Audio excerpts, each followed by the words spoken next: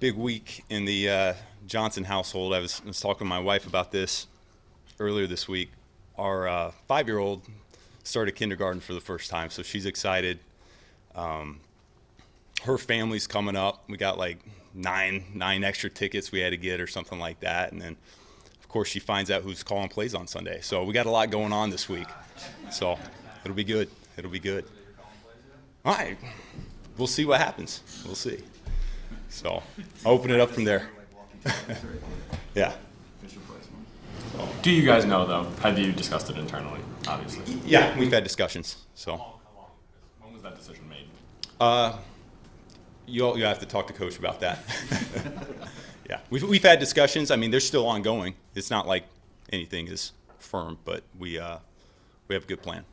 Play calling or not, just how excited are you for this week and now to finally scheme against an opponent? All the work that you and Jared did the offseason to kind of put this together, to finally be able to unleash it and see what the weapons on the outside can do, and just how it all operates. How much excitement is there for that? Yeah, I think my biggest challenge this week has been to really make sure we're not doing too much, because it's I think all of our guys are excited. Skill guys, O-line, they know what we could potentially do. It's just making sure we're sound with what Philly could potentially do, and it's at the end of the day, I think the first few games of the season, as you're still trying to find your identity, a little bit of that has to do with making sure these guys still play fast. So we're trying to make sure we're not overloading with too much information. But I'm really proud with how they've handled it so far. We've had a good 2 days here so far. We talked to Dan yesterday, just all the different alternatives you're kind of cycling through with Big V out of the lineup.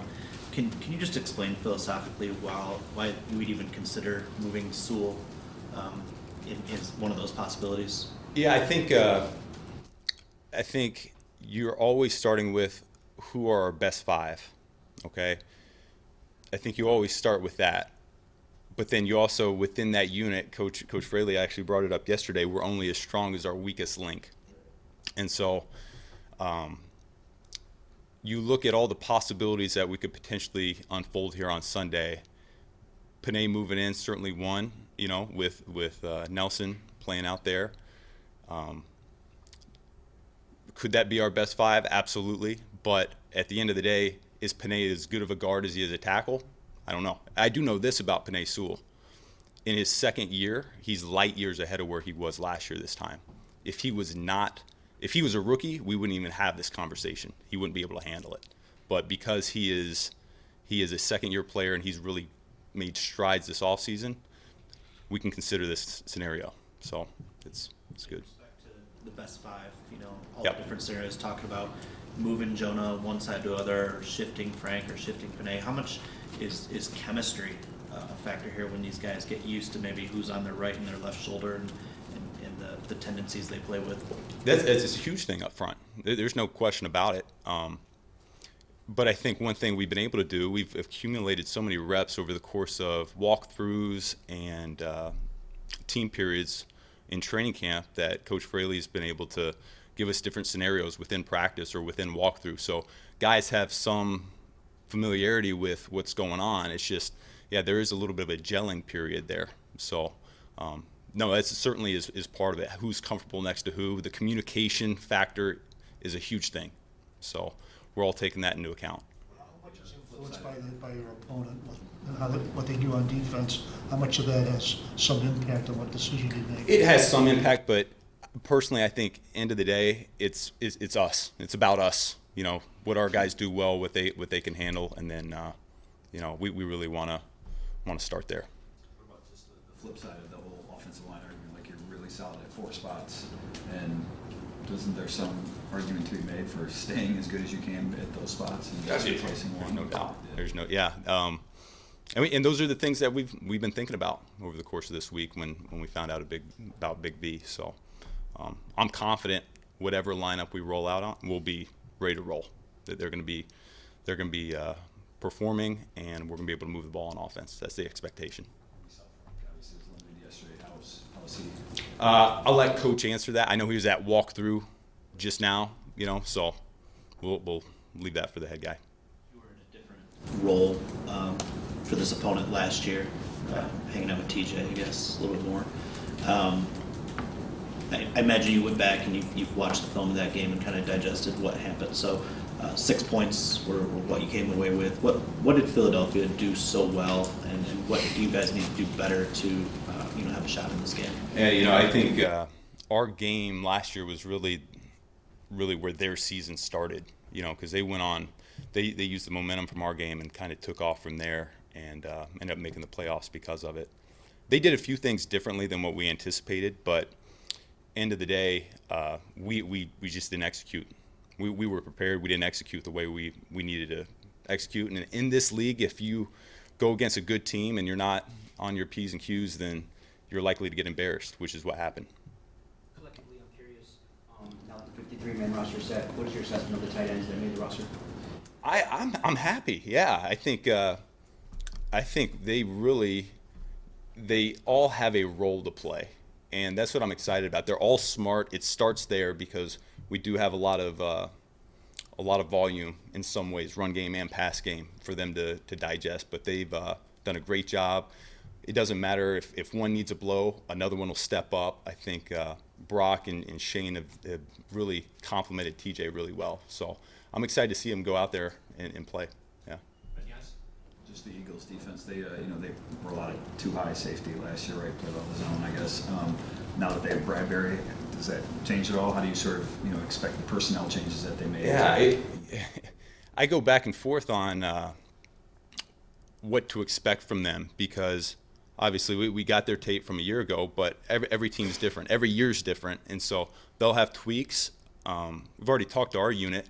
Yeah, we're preparing for blah, blah, blah, but we got to be fast to make adjustments this game, and that's what we've been talking about. We preach that from the get-go, and so it'll be, in my mind, like, they don't know what's coming from us either, so it's going to be a little bit back and forth, a little bit of a chess match that way to see who can react faster to what's shown on the field. But there's no doubt they may be different than they were a year ago. DeAndre Swift had a pretty lofty goal. When we talked to him, I think it was in Indy, that he wanted to rush for 1,000 yards, have 1,000 receiving yards. Just one, what do you think of those kind of lofty goals from a player? And two, do you think that's realistic from him in his third season? Shoot, I know he is explosive enough to do that.